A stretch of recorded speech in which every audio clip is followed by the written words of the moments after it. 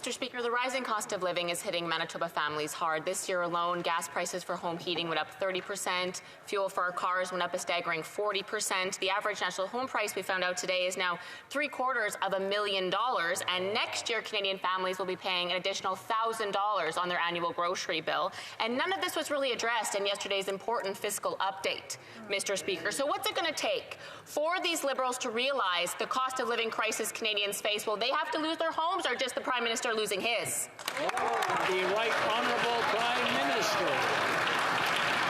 The best thing we can do to grow the economy and help Canadians through these difficult times is put an end to this pandemic. That is why we're continuing to move forward with vaccinations, with encouraging Canadians to get their boosters, with support for kids to get themselves vaccinated, with public health measures that are going to support small businesses and keep our economy moving forward. We know that there is always more to do, and that's what we're doing, but we've done it over the years in terms of supporting families, seniors and youth, whether it's increases to the CCB, $10 a day childcare, boosts in the GIS, more supports for students, more affordable housing. I could go on. The Honourable Member for Kildonan St. Paul.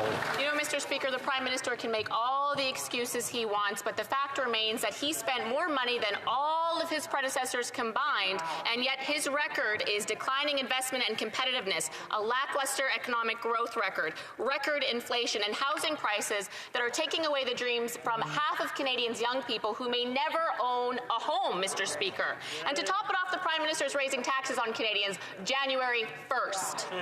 Why are the Liberals so out of touch with the financial challenges facing Canadian families, Mr. Speaker? The Right Honourable Prime Minister. Mr. Speaker, the first thing we did was raise taxes on the wealthiest 1% so we could lower them for the middle class, and conservative politicians voted against that, Mr. Speaker. Throughout this pandemic, we had Canadians' backs with historic supports for families, for seniors, for... I'm going to interrupt the Right Honourable Prime Minister. I'm having a hard time hearing his answer. I'm not sure what's going on. It started off really well, but I don't know, and again, people staring one way and thinking I can't hear them. The Right Honourable Prime Minister, maybe take it from the top so we can hear the full answer. Thank you, Mr. Speaker. Every step of the way, this government has been there for Canadians, whether it's by bringing in the Canada Child Benefit, reducing taxes for the middle class by raising them on the wealthiest 1%, moving forward historic investments in infrastructure, in housing, in transportation, all things, Mr. Speaker, that the Conservative Party chose to vote against.